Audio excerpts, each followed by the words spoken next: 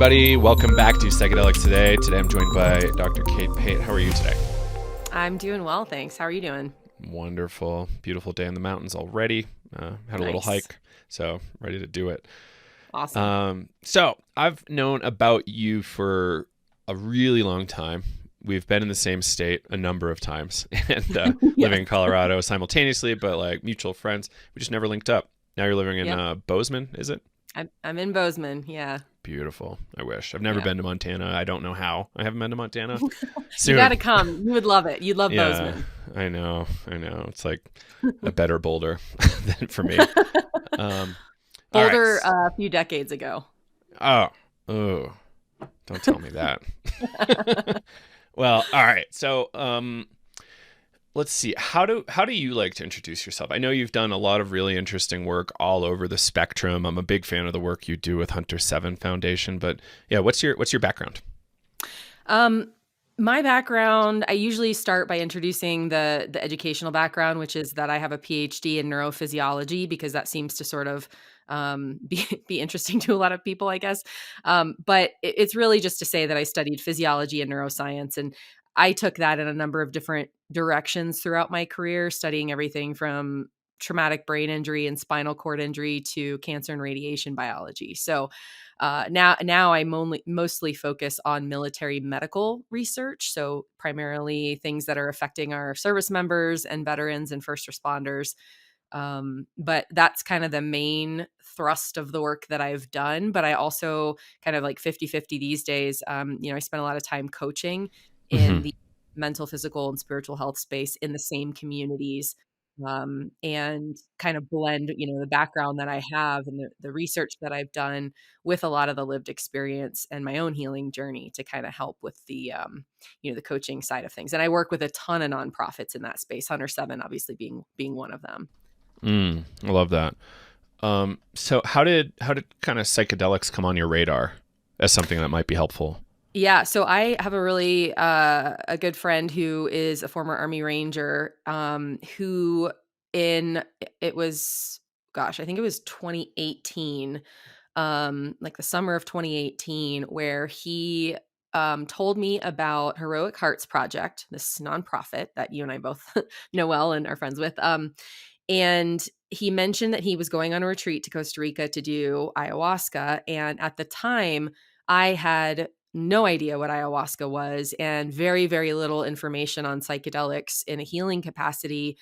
My knowledge of psychedelics was coming from, as a DARE kid growing up in the 80s. And that was, literally, I hadn't really thought about psychedelics in any kind of capacity since those days. And so he's telling me about ayahuasca, which the neuroscience scientist in me was like, what is this? And so I researched it and found out what it was, and the research that clinical research around what we knew to that at that time. And then I started going down this rabbit hole of all these other medicines and was blown away by the amount of literature that was existing, that was recent, not just talking about the 50s and 60s, but, going into more recent years, just blown away by how much we actually knew about how these different medicines could really benefit people. And I was like, why are we not talking about this stuff? How am I just now hearing about this in 2018? Why are we not shouting it from the rooftops? And so I was really curious, because he had a really profound experience that he was sharing with me. And I could see the change in him, not just, it wasn't just words. I could actually see the change in him. And then of course the literature to back it up. I was like, wow, this is incredible. So I reached out to Jesse at Heroic Hearts Project and was like, look, my friend just went through your program. If there's anything I can do to help you guys with your mission, please let me know. And then that started a long friendship with Jesse and I over the years became their director of research. I was an integration coach, number of different things that we collaborated on. And we had developed some really cool research together, two different areas. One was looking at ayahuasca in veterans with PTSD and looking at the gut microbiome changes. And the other area is looking at psilocybin for traumatic brain injury, for addressing symptoms of traumatic brain injury in veterans. So both of those two areas are, clear areas of need and really great and interesting areas for research as well. So that sort of started the journey with psychedelics. And then I've had a lot of my own healing journeys over the years, thanks to Heroic Hearts Project and the work I did there, but just the other doors that opened after I started to get plugged into the community. And I'm very grateful for all of that. I love that. So I'm gonna get super nerdy right away because I have a Let's jealous, do it. yeah, kind of a question because I had a pretty robust TBI in January, and I'm MTBI, no bleeding, thank goodness, and not really CTE-ish, but yeah, still symptomatic a little bit. But I've been, I think I introduced LSD maybe like 6 or 7 days after the incident, which is a little edgy, for sure. But well, shit, my memory's a little crazy. It could have been like 14 days, but it was like, it was a scenario where I'm typically quite altered, and I'm like, well, this is the safest one, I think, based on all of my guesswork. So I went for it. It was kind of helpful, and I've consumed quite a bit this year, partly in service to healing the injury. But I'm kind of curious about how you look at psilocybin for TBI symptoms. I noticed your careful phrasing there. Yeah, I mean, there's a lot of literature that we can leverage to build a case as to why we would say psychedelics, and maybe in particular psilocybin, could be beneficial for someone with a traumatic brain injury. And we can at this point say psychedelics heal the brain, as much as I would love to say that, because there's a lot of anecdotal evidence. I mean, I have friends, and myself included, who would say that that is true for them. From the literature and the medicine at this point, we can't say that, but there's a lot to support it. And so, or at least to support the continued exploration of it. So Mm-hmm. when I talk about this, one of the things that I think is at the root of it, what we're still trying to understand, is this inflammatory cascade that occurs following a traumatic brain injury that is a normal part of healing for the most part. However, it can continue to progress and never really resolve, which Whoa. can lead to further damage and chronic symptoms in a lot of people. And we see this a lot in the veteran population because they have such they're living a lifestyle and have so many other exposures, including toxic exposures, that create a baseline state of inflammation that it almost makes their recovery from something like a TBI really difficult, where that inflammatory cascade may not be completing and resolving in them, which could be creating these persistent TBI symptoms. So one of the things that Dave Nichols and his colleagues have shown really, over the years, and the research that they've been doing with psychedelics and inflammation, is this potential for psychedelics to be anti-inflammatory. And this is super interesting because typically activation of the serotonin system would be more pro-inflammatory, but psychedelics, as far as we know, seem to be more anti-inflammatory in the way that they're interacting with the serotonin system. That is not the same as you would see by just dumping a bunch of serotonin into somebody's system. And because of that anti-inflammatory property, there's potential there to mitigate some of the inflammation that could be contributing to some of these symptoms. And especially for anything ingested like psilocybin or ayahuasca or something like that, you could also have interaction with the serotonin system in the gut and the gut microbiota that could also be potentially helping through indirect ways, controlling inflammation potentially, and helping ultimately control the inflammation in the brain. There's also real potential there for, I mean, obviously neuroplasticity is something that's being discussed and studied, but even neurogenesis in places like the hippocampus in the brain, there's real potential there for creating change in addition to controlling inflammation that really could benefit people with TBI. Right. Yeah, I remember Charles Nichols and David, I think, was part of the team, was doing really interesting work with DOI, which has like a radical anti-inflammatory response in some of their models. We'll see how that looks in the real world soon, I'm sure. Yeah. So how do we want to think about inflammation and like what is actually happening to the brain with the swelling? Like, is there, damage, lack of blood flow, or what's going on there?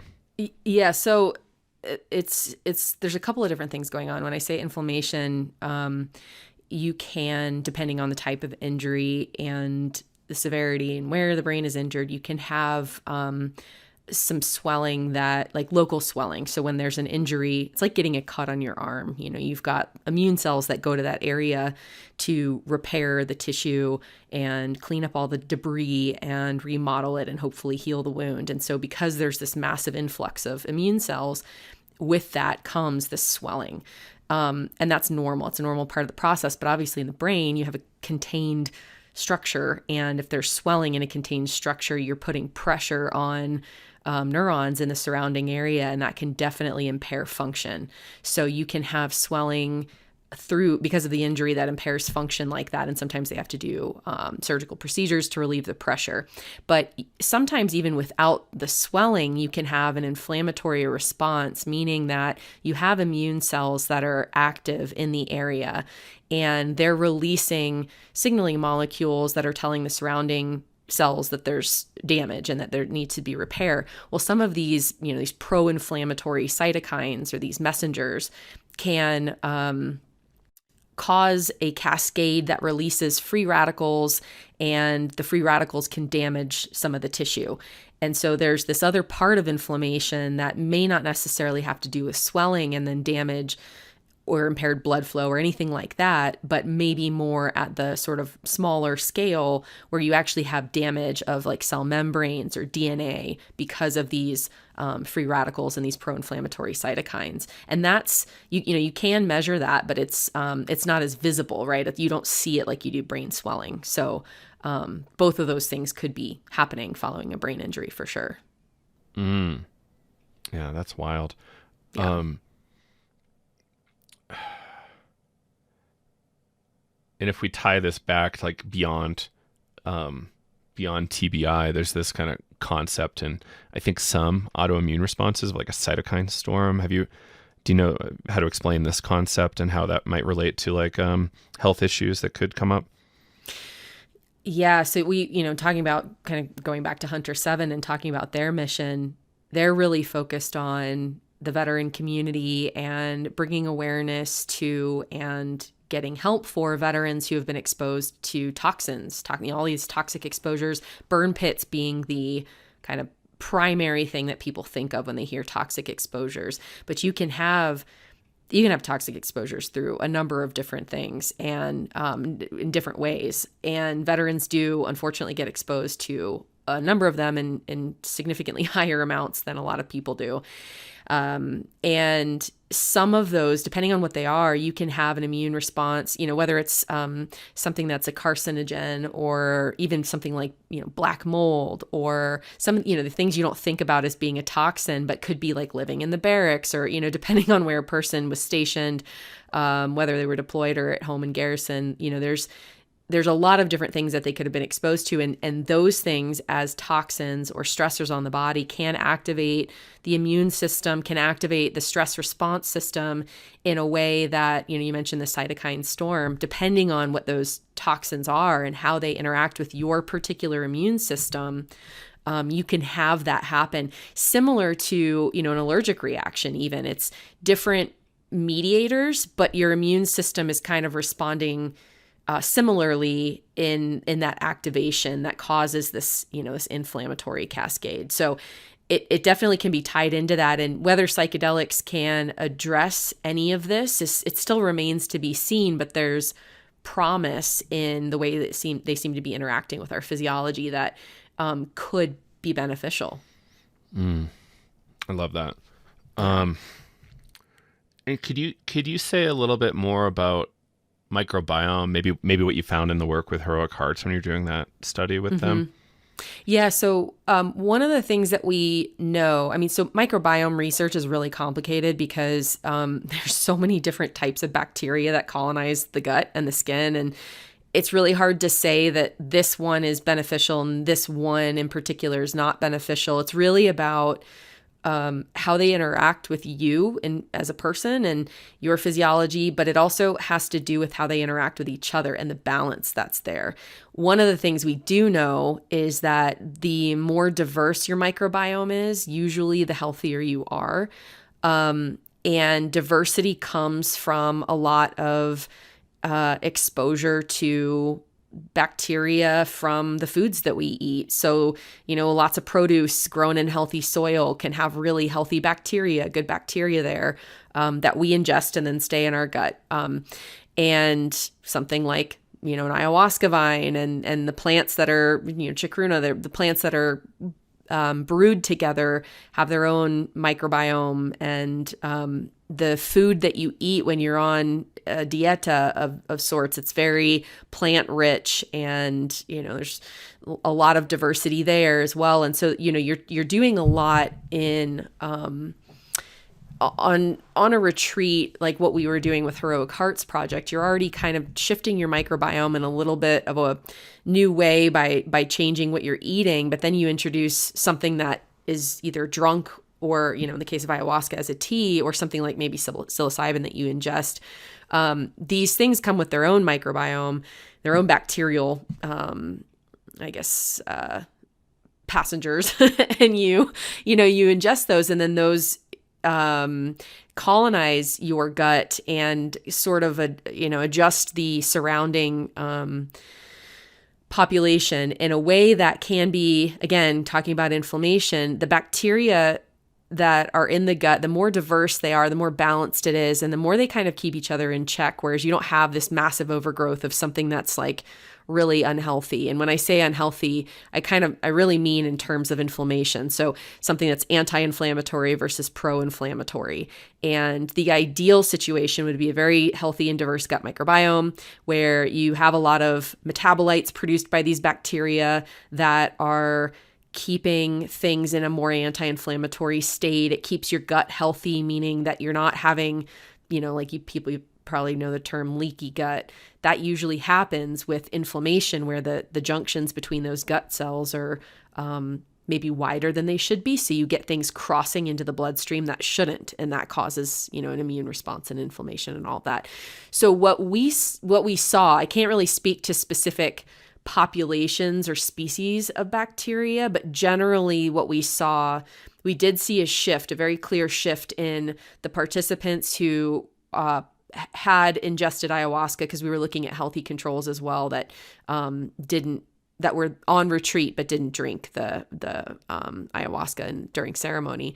And there's a very clear shift in the microbiome population in the individuals who consumed ayahuasca, and it seems to be correlated with the improvements seen afterwards. And it seems like this is an increase in diversity in the gut microbiome as well. And that hopefully, I think later, I guess we're at the end of this year, so it'll probably be Q1 or Q2 of next year where we actually have the publication completed and then can actually share the data publicly and can speak more on the details of that. But we are seeing a shift.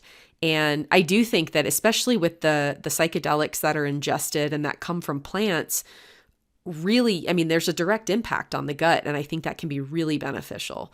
So we're really excited about that. And there's a lot of hypotheses around it that, these long-term shifts that people have, these long-term changes in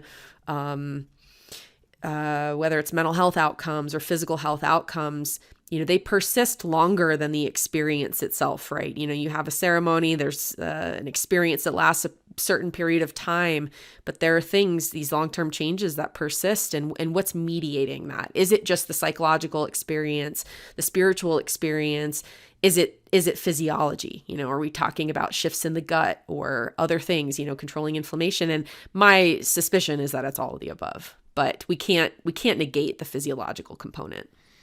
Like that's the easiest thing to look at for sure, and makes a lot of sense. Like hearing you run through that, and your comment about plant psychedelics is super interesting. It makes me want to have so much more research done, right? I know. This is Yeah. so fundamental. Like let's is. do really simple isolation testing. Yeah. There's so many directions I want to go right now. First question, and I think I know the answer. Were all of these people in the study consuming ayahuasca outside of the United States?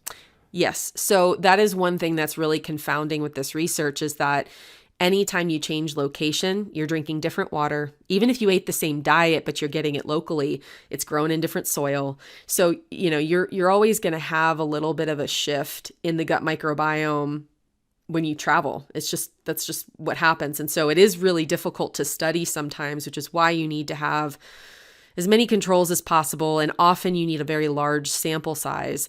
But there are ways to do it and control for some of these factors. It's just, I always like to say we're balling on a budget. We're doing a lot of this research as a nonprofit and trying to maximize, what we can measure and what we can do. But it is challenging. So, a lot of those bigger, more controlled studies just take more funding, and, it's always a challenge, but it doesn't mean it can't be done. Obviously we've done it, but, there's a lot there's a lot more that could be looked at here. And it is really important. I remember when I was going through grad school and teaching at medical schools over the years, I used to teach at the medical school in Colorado, but gut health in the GI system used to be sort of like this thing that nobody really cared about. It was like not the sexy, fun topic. It was sort of an afterthought of like, it digests your food. That's all it does. And now it's like the star of the show. I mean, there's so much to understand and learn there that regulates everything about our physical and mental health that I think it's really the target of research in the future. And we do need to understand it better. So I'm excited to see where all of that goes. It's kind of like the analogy of, we think like the great beyond is like exploring space, but it's really like the sea. That's kind of like our gut in a way. Yeah. It's like something there. So I got to be in DC with Jesse doing some interesting lobbying, trying to unlock science funding. I'm a founding board member at the Psychedelic Medicine Coalition, and our only objective really is to open up science funding from the feds and making sure science policy goes in the right direction, not like the mess we see in cannabis today. So I'm really hopeful we can get more science funding so you can do more of this stuff. I want everybody to have all the science funding in the world because, like the United States funds, I think, vast majority of science globally. And like that we're not earmarking for psychedelics, it's insane at this point. I know. Yeah. I mean, even here in Montana, one of the things I was mentioning before is, we're trying to put legislation in front of the state to shift access, basically to create access and decriminalize. So that way patients who need it, can access something like psilocybin for healing, but obviously that didn't pass. It was shot down. And the main concern is that we need more research. The state wants to see more research presented on these conditions or in different populations or on different substances before they're willing to pass legislation. And so, then I would argue and go back to the state and say, well, let's give us money and we'll do it. But, I think sometimes federally, you can just find deeper pockets there to do the work. So there's so much more money at the federal level. Yeah, for sure. I think an interesting concept would be some sort of like hearing with a few veterans at the state house or something and just kind of like giving testimony and then asking for research funding. Yeah. Or double down on the feds. Who knows? Yeah, even, the work I do with first responders, I work a lot with law enforcement and the fire community, and they are hurting just as much as the veterans are, and they have far fewer resources, which is really sad because veterans, although they're getting more, they still don't have very many resources. And the fact that first responders have even fewer than that, it's heartbreaking to see, and they also are in need, and they've tried to, get access as well for different things and struggling. But I guess, the way to do it is to get people who have these success stories, who have had these great benefits, get in front of, the local, the state, the federal, entities who are responsible for changing this and keep sharing their stories. And we're seeing that happen really well, especially in places like Texas, which has been fun to watch. There's so much there. I was chatting with a friend before this, as I was telling you before we were recording, and I recalled a conversation I had with Wiz Buckley a while ago, and he's saying I think this is while we were in a senator's office. It's like, we're not paying the full cost of war right now. We're in a corporate sense, like we're externalizing costs in a really tragic way. Like in terms of like barracks and safety conditions and the health of these people when they come out. We're not doing our people a favor. Yeah. Even when they were willing to give us the biggest favor, So true. Sad.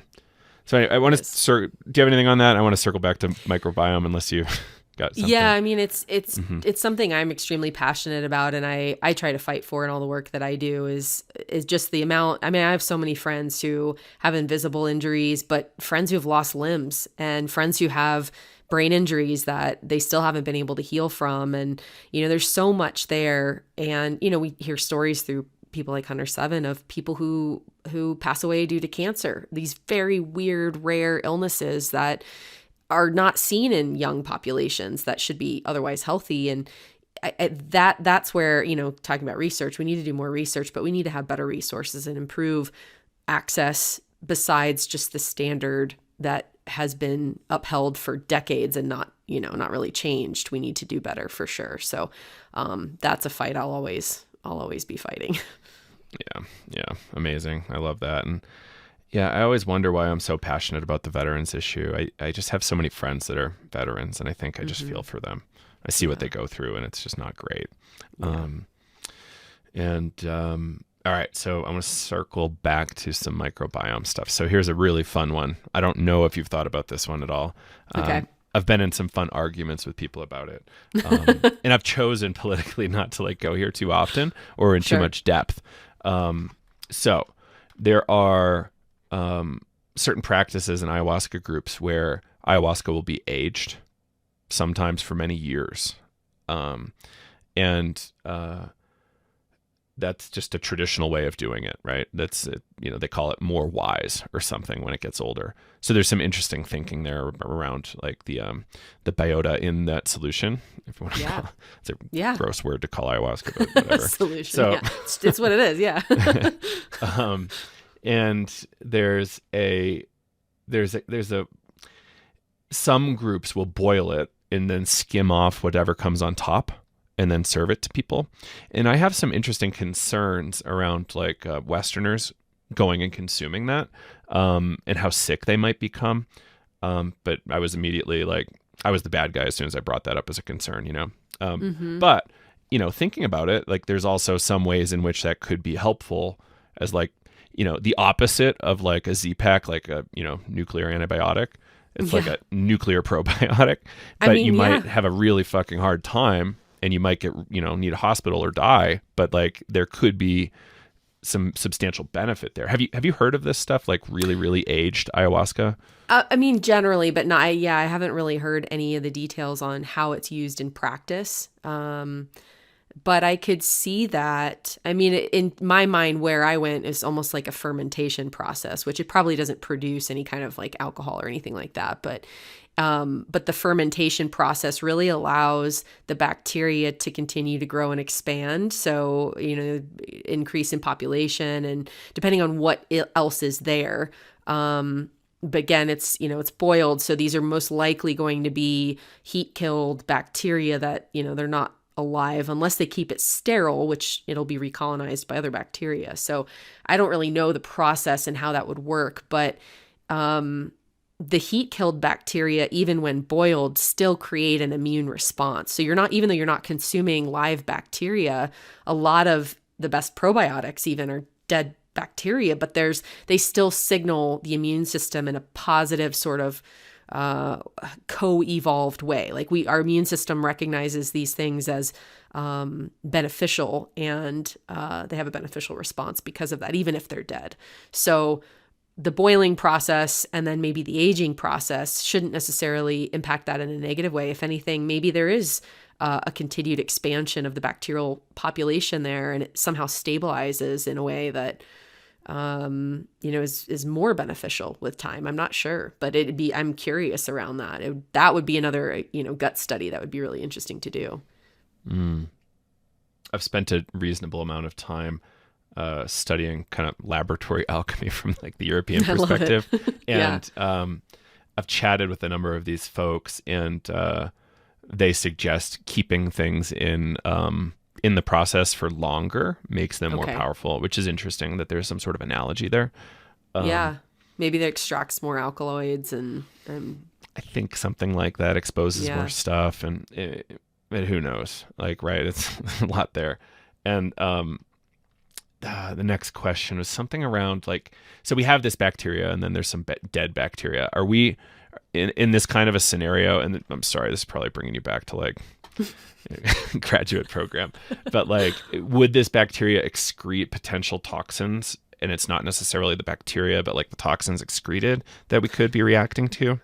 Yeah. So the bacteria that are alive, so if it's dead bacteria, they're really just causing an immune response, and the immune cells are interacting with those dead bacteria, signaling molecules. But if you have live bacteria colonizing the gut, they all produce metabolites in the same way that we have waste production. They have waste production too, but their metabolites sometimes are beneficial to our gut and our immune system and our nervous system. But there are types of bacteria that, especially for, if you eat a Western diet and you drink a lot of alcohol, you're likely going to have the type of bacteria that colonize the gut that thrive in those kind of conditions, which are more pro-inflammatory. And so not only can the bacteria themselves signal the immune system directly, but the metabolites that they're producing can be very inflammatory and toxic. And that can cause leaky gut. It can influence our nervous system. It can influence our immune system. And all of that can affect ultimately mental health, because in mental health, all these anxiety and depression-like symptoms and disorders are very highly correlated with inflammatory conditions. And that's been proven out in the animal literature. It's really well established. And it seems to be that theme is keeping in alignment even in the human studies that have been ongoing. So if you ingest certain bacteria, or your microbiome population shifts in a way where the maybe less beneficial ones thrive, then yeah, you can definitely have some more inflammatory type conditions because of that. Yeah, I love and that. toxins, right? Like the toxins themselves can be unhelpful for physiology. Yeah.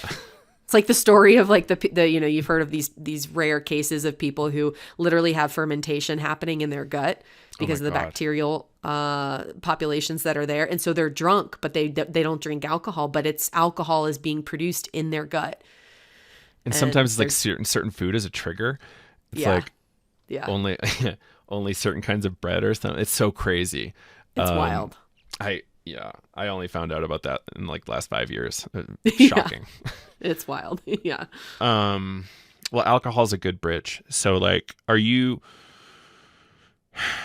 obviously people come out, the VA tries really hard. They're just a gigantic organization. It's not as nimble as some of these smaller operators and private practice people. And I have compassion for people in the VA. I have compassion for the VA itself. Oh, yeah. It's just a hard situation they're in. It's like, it's the most gigantic ship ever. And how are you going to change course slowly? It's a behemoth. Yeah. I mean, it's, and I know a lot of people who work for the VA or have worked for the VA, and they are some of the most compassionate, generous, kind humans who really want to do good work, and they're stuck in a system that's broken, and it's not their fault. But it, like the VA it shouldn't be demonized. It's just, unfortunately not able to address a lot of issues in the way that I think people need them addressed. And a lot of the physicians are kind of in handcuffs too, in terms of what they can and cannot do, more so than in other organizations. And it's rough. It's hard. It is. I remember one physician I met at the Oakland's 2017 MAPS conference telling me that he would close the door and say, "Hey, if you ever tell anybody I told you this, I'm going to deny it to the end to the end. But like, you need to go check out MDMA psychotherapy or something like that." Oh, wow. And like give them pamphlets to go, "Hey, like this is clearly not working for you. What we're doing, go in this other direction." So like, there's that level of risk clinicians are taking. Yeah. But then there's also the opposite. Like, let me put you on 15 psychotropic meds for the rest of your life. Yes. That's also happening. And and there are people who don't care, right? Like there are people who, like any profession, you're going to have those who really care and are passionate and those who suck. I mean, it's just kind of it's humans, right?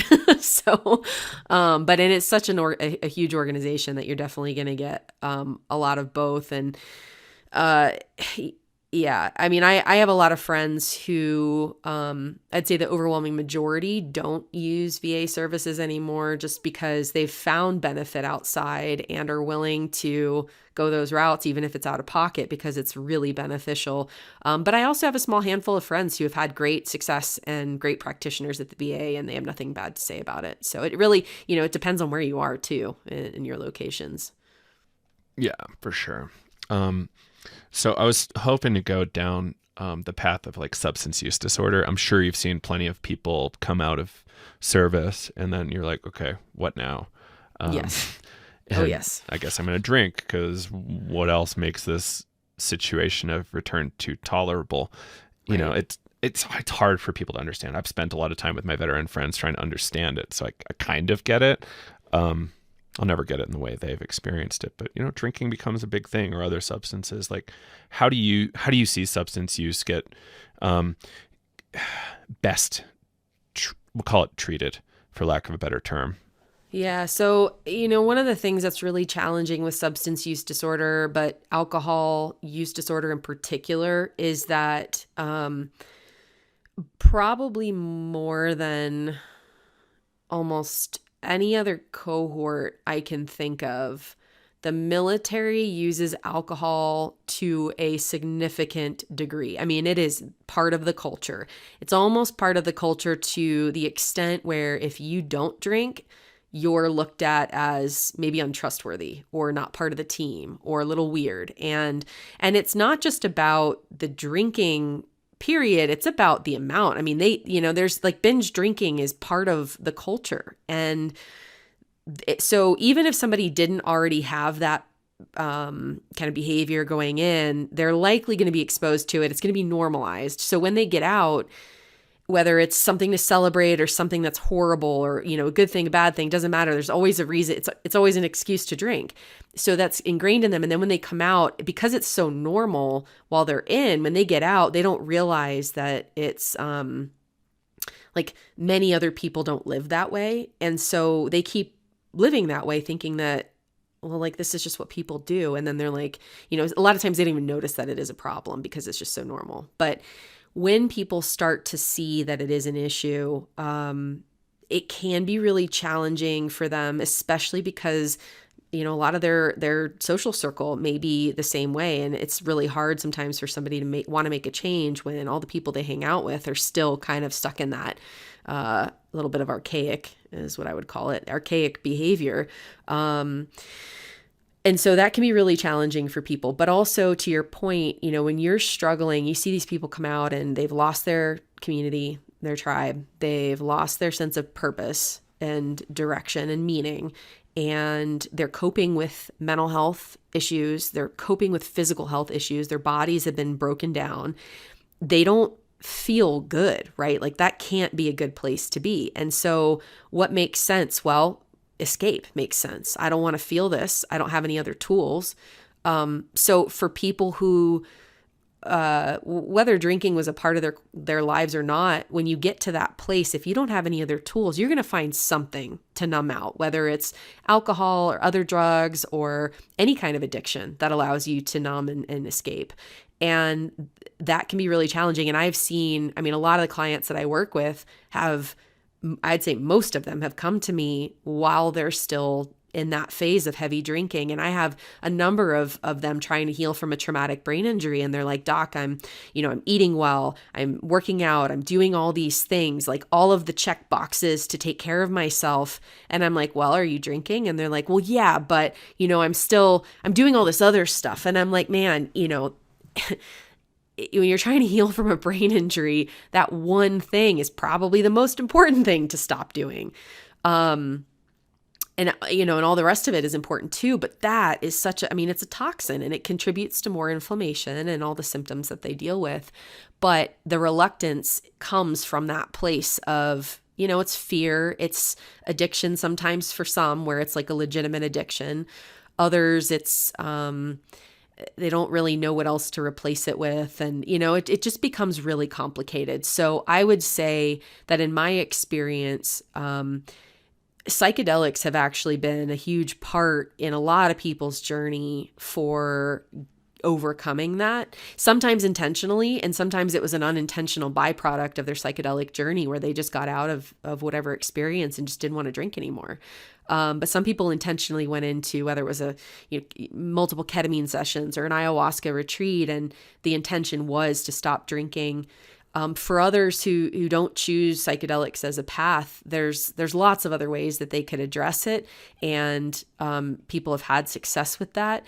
But it definitely seems to be a process, especially if it's an addiction. If it's something that's just more of a familiar habit that, they could stop, but they just really haven't tried or really put the effort in, that's different than those who are like true addicts and relapse continuously and find themselves in that constant battle of relapsing and struggle. That usually requires a lot of other types of interventions. So it just depends. I think the person needs to kind of know where they fall in those categories, and also, how bad do you want it? Sometimes people are like, well, I'll do all these other things, but I'm not ready to give up drinking yet. And I'm like, okay, well, you don't want it bad enough. You don't want to heal bad enough yet, unless it's just that addiction pattern. That's a totally separate thing.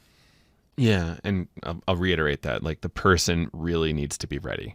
And if they're not ready, this stuff isn't necessarily going to stick. Right. Any of it, Yeah. Yeah. If you're really, and we want objective measures, and I don't know that we have an objective measure of like, are you ready? Yeah. Who knows? And sometimes you don't, I mean, I can speak from my own experience. Sometimes you think you are, and then you're like, oh, no, I'm going back and doing that stuff again, or I'm doing that thing again. Like, why am I doing that? Like, I guess I'm not ready to give it up. I guess I'm not ready to be done with it. Like, what is that? And getting curious around it can be helpful. But sometimes the individual doesn't even know that they're not ready. DARPA, I know, had funded a research trying to study psychedelics and look at the properties that could be beneficial physiologically without causing a psychological change, which I found fascinating because I don't really know how you do that, from a chemistry standpoint. And I think you lose a lot without the psychological experience. But that's, I mean, it's great. I think all this research is important. The more we can learn about it, the better. Like, don't shit on scientists that are doing good work, people. like right. Give them a break. Why is this interesting to you? I don't want to make, my line is, I don't want to make my, 95-year-old grandma have to have like a 5-gram experience. Like, that's fucked up. Like, that's not okay. Right. Have you heard of 2-bromo LSD yet? I haven't, no. Or it's like 1 or 2. I think it's both of them. So okay, you can consume like a gram with no psychoactive effect. And I believe the provisional data is saying you can terminate cluster headaches and some other headache conditions like way more rapidly by consuming that much. I forget who's bringing that to market. Controversy, I'm sure, but it's an interesting story. And there's some other good cases, right? That's really cool. So and like DOI from Nichols, like we were talking about before, like I think the microdose levels they're administering have like a radical anti-inflammatory effect. Like I'm very excited to see that literature. It's so cool. We need better products for that. And my personal ethos, I'm a plant person, so I love plants and I always will. And there's a spiritual component there for me. But as a scientist and a researcher and a person who works with populations in need, I see all of the research around, whether it's plants or something synthetic, a benefit, right? We're going to learn more. We're going to understand things better. And again, it's all tools at the end of the day, right? Thank you for that. Yeah. I gave somebody a whole sermon recently about how there's this interesting, it was like definitely a very spiritual sermon. It was like, I love it. Because my orientation, I go way back with holotropic breath work. There's no drugs. And you can have experiences as profound as anything you can have from plants or chemicals. And I have had those. And my argument is holotropic breathwork really supports this idea of agency, like the experience is coming from you, whereas a lot of the plant traditions are like the magic is in the plant, you're not magical, the plant is magical, or the magical shaman is magical and you're nothing without the magical shaman. So it's like it's flipping the script to like self-empowerment, to like I'm the powerful thing. And that's really helpful in the healing journey for people to understand. Absolutely. Like they have so much agency over themselves. So like that's the thing I'll regularly challenge too. Yeah, I love often that. not popular. That's so important. Yeah. Yeah. Yeah. Well, my PhD was in the brain breath body connection. So it was respiratory neurophysiology. So I am right there with you with the breath work stuff. I mean, that is so important and it's overlooked. And to know that you can access this within yourself is, I mean, that's huge. And I think a lot of people with a very strong spiritual practice would also say that, you know, God connection for them or their spirituality, they can get there in other ways. And I think that's beautiful. And I think that should be celebrated. Yeah. I think in my sermon, I was using the holy word. Yeah. I love it. I'm not afraid to that? talk about God and all that. Yeah. Yeah. I need to like, I don't know. The fact that I called it a sermon was so funny to me, but it was so real. Pastor Joe. Yeah. I'm like not sleeping for 3 days and somebody asks me a question. I'm like, all right, let's go. Yeah. That's great. So what other nonprofits are you working with that we haven't talked about? We've talked about Hunter 7 a little bit. We've talked about Heroic Hearts. What else are you involved with? I'm working with some here in Montana as well. There's one in particular, Talon's Reach Foundation. Yeah, he's awesome. The founder, Nick Jones, is a really good friend of mine. He's had his own journeys with plant medicines and psychedelics. And, he's had his story is fascinating. If people want to look him up, his healing and his recovery is also inspiring to me. But plant medicines have been a part of his journey and given him a lot of really helpful, profound insights into his life and who he wants to be. I celebrate that as well. It's really cool to see somebody like him talk about all the tools he's used in healing. And there's not, one that's better than another. They've all kind of come into his life at different times for different reasons. And that's my experience as well. I think that's a really cool thing. And so he focuses mostly on special operations veterans, and I work with them to kind of educate the participants on kind of the things we're talking about today. Most people are just kind of at a loss when they get out of the military of like, what next? How do I heal? What does that journey even look like? What are the resources available to me? So a lot of my work, I kind of fall back on my medical educator background, and which I love. And I just teach a lot of things. It's no, recommendation for anything in particular. It's just giving people the tools they need, the education they need to make the decisions that work for them, create the path that works best for them. There's something there really quick. I want to, so like in pain treatment, there's data showing that psycho-ed around pain for patients actually improves conditions. So you understand your pain better. And so it's like kind of interesting that you're doing that. I just wanted to point that out. Sorry. Yeah. And I think it's helpful for people when they understand why they feel a certain way or how they got to where they are.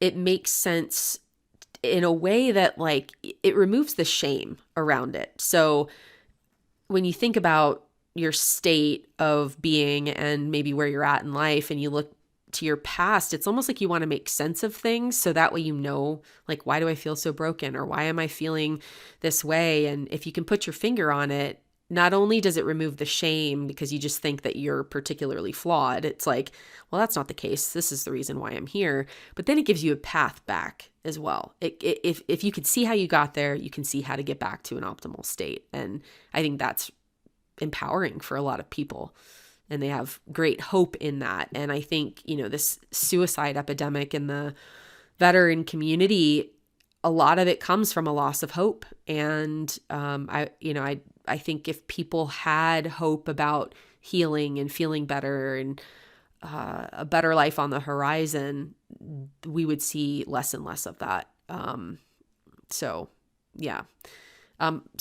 Talon's Reach is one. And then there's a few others out here as well. Pate is one that I really like because they're like Heroic Hearts Project in that they focus on all veterans. Doesn't matter whether you went to combat, doesn't matter what you did, how long you were in, what your job was, any of that.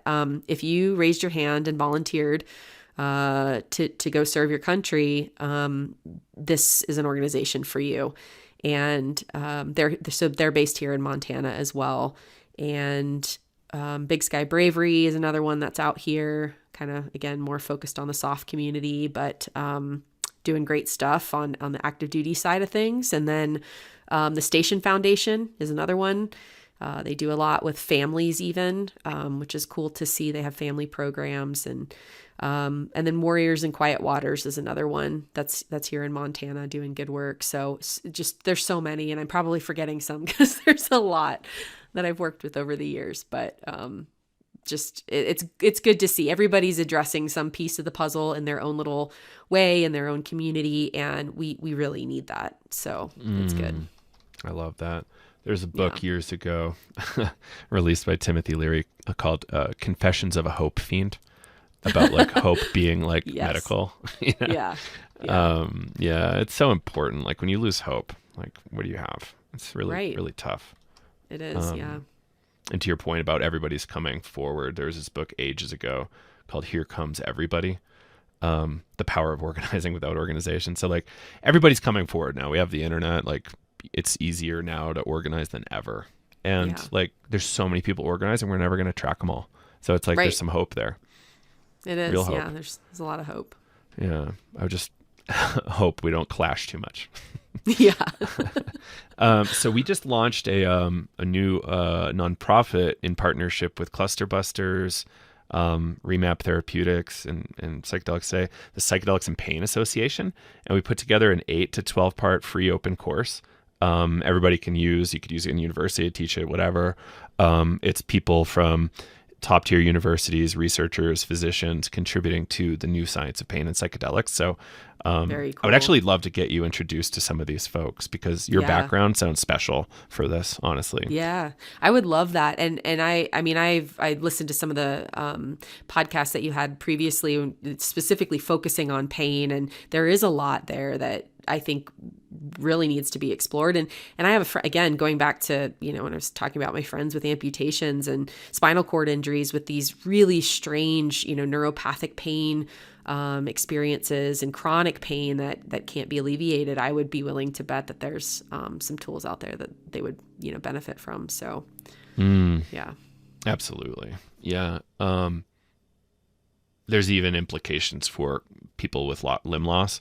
I think the number from Ukraine right now is 50,000, maybe more limb loss survivors from the Ukraine situation. And it's, I mean, we're only going to see that increase with what's going on in,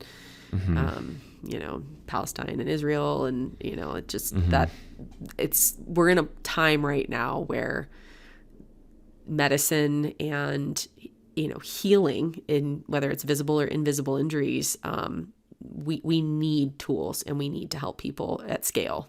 So, and here's another final sermon around, like, we're in a really tough time in the world, and there's so many people suffering so bad that they're not even in their lives.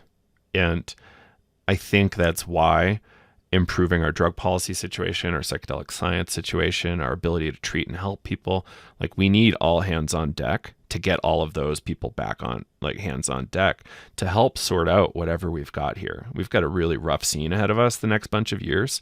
And we need everybody. We need as many people as possible willing to contribute and help. And having them sidelined is horrible. Yeah. And I think collaboration is key with this. Instead of people trying to carve out their little silo or their little piece of the pie or their little niche for where they're going to be famous in this, it's like, hey, rising tide lifts all ships. Like, everybody needs to put their resources together and collaborate on this and put their really smart brains together to solve these really hard problems.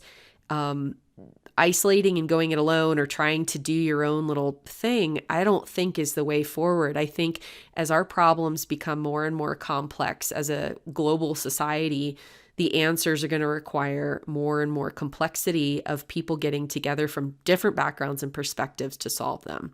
So what you said for sure. Like we absolutely need this moving forward. Yeah, I think we're at time. I wanted to get into all sorts of fun, like brain. I know there's brain stuff. so many things that we could talk about. Yeah. Well, anything else you want to name drop, link back to, anything like that before we wrap here? There's probably a bunch of different things I could mention and talk about, but yeah, I guess. I mean, there's a lot I could say. I'll leave it at that. I'm sure we'll do more of these in the future. And where can people find your website? So probably the easiest way to find out what I'm up to and what I'm doing is Instagram, and that's Doc Pate, DOC.PATE. Working on getting the website back up and running. I'm just redoing it right now, but it's thisisthewayback.com. So that'll be up soon. And, I don't really have much social media other than that. I think I'm on LinkedIn, but I don't do much there. So, but you're welcome to connect with me there. I'm happy You're a real role model. Just have one social. That's good. It's too much for me otherwise. Mm-hmm. Yeah. All right. Well, Dr. Kate Pate, thank you so much for being here, and I can't wait to do more. Thank you.